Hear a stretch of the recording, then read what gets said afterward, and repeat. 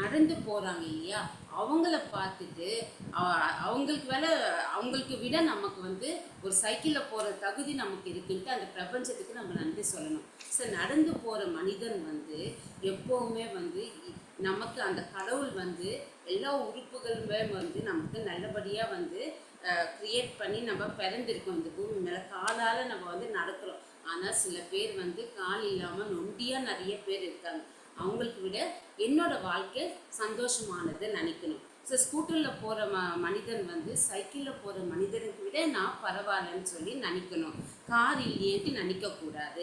இந்த மாதிரி நம்ம பி ப்ரெசென்ட்டில் இருந்துட்டு நம்ம வாழ்க்கையில் என்ன கிடைச்சிருக்கோ அதோட சந்தோஷமான நிலையில் இருந்துட்டு நம்ம வாழ்க்கையில் கிடைக்கும். ஃப்யூச்சரில் நம்ம கஷ்டப்பட்டு நம்ம பணம் காசு சேர்க்கும் போது கண்டிப்பாக நம்மளும் அதை அச்சீவ் பண்ண முடியும்.